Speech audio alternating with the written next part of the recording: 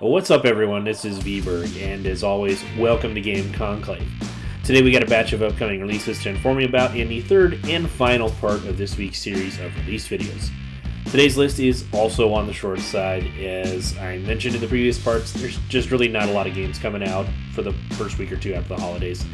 Don't worry about it. Next week, going to have a bunch of new releases we got to cover so that you can find what you're looking for. So without further ado, let's hop in a list of upcoming PC and Xbox games from January 5th to January 11th. Alright, so first up is Sea Fantasy, which is made by a small indie Japanese studio, Metasla, who has made several mobile games previously. Their website states they are working on PC and Switch ports for some of their previous titles, in addition to launching Sea Fantasy. So Sea Fantasy is going to be a little open-world RPG, which has a retro, early to mid-90s anime pixel art aesthetic. And in the game, it looks like you're going to use fishing for combat as one of your main types of combat, and I don't know why I haven't seen that before. It probably exists, but yeah, it's kind of awesome. The fishing will involve some timing mechanics, and then you will harvest the fishies for crafting materials. There will also be some platforming sequences where you do the usual avoiding of obstacles and jumping over threats.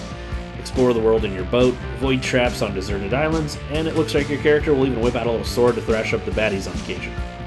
And when you're not doing all that, you'll be crafting your fishing rods in what appears to be a story about evil dragons and a dangerous cult, while you play as two buds sailing the high seas to fish. So yeah, what more could you ask for? It's going to be launching on January 7th for PC.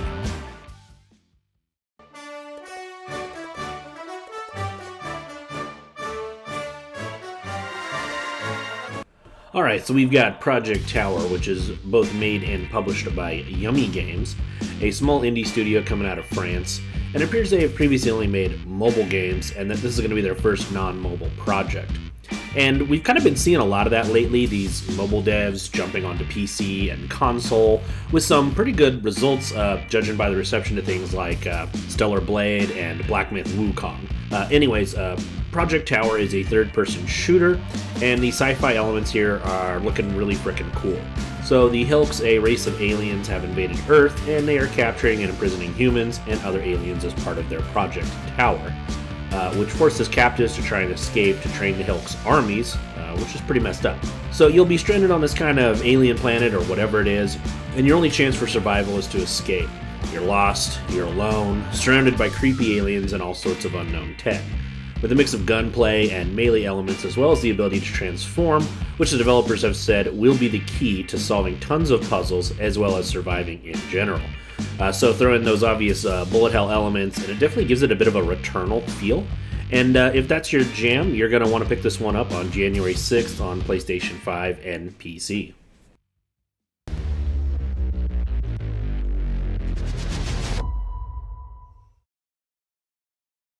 Boti, Byteland Overclocked is a very cute, colorful, and fun-looking 3D platformer developed by Purple Ray Studios, and as far as I could find, this appears to be their first game.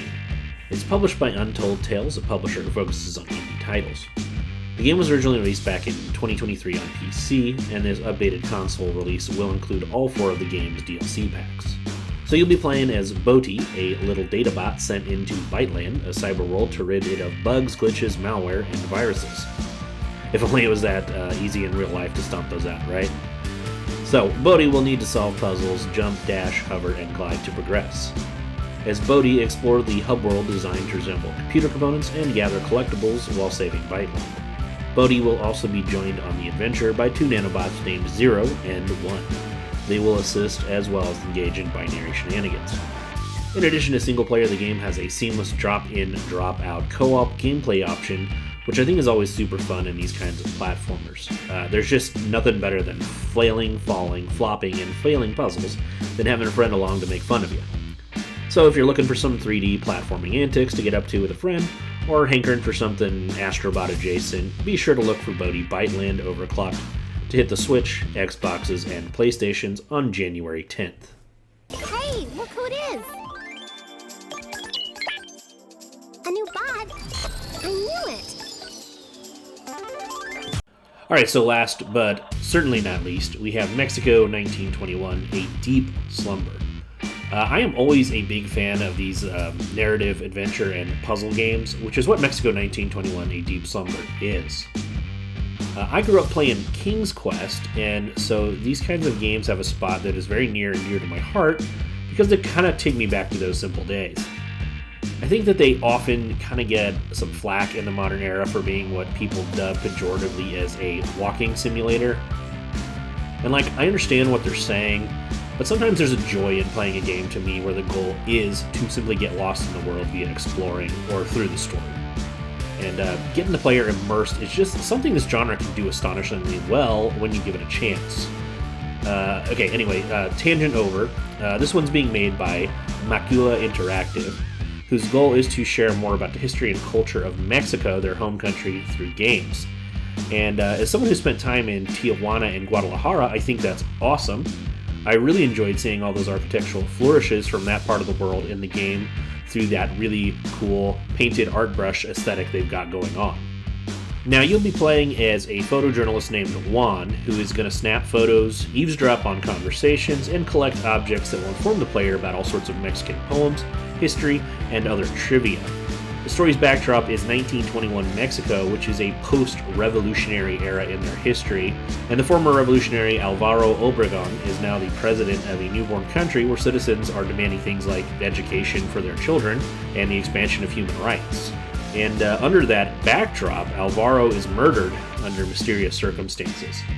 So if mysteries or narrative-driven games are your kind of jam, then make sure you check this one out when it's launching on the Xbox Series S and X on January 9th, or pick up a copy on Steam where it is already available.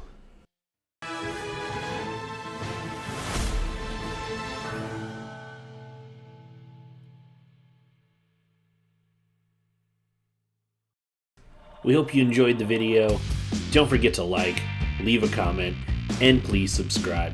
And as always, from all of us here at Game Conclave, thank you so much for watching.